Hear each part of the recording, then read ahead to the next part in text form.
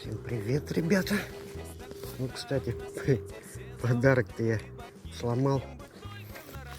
Но я, долго не думая, тихоря взял такой же прям аналогичный спиннинг. Надеюсь, он целый пришел. Пришлось на свои деньги покупать. 1800, что ли, стоит. Около 2000. Не знаю, как привезли его.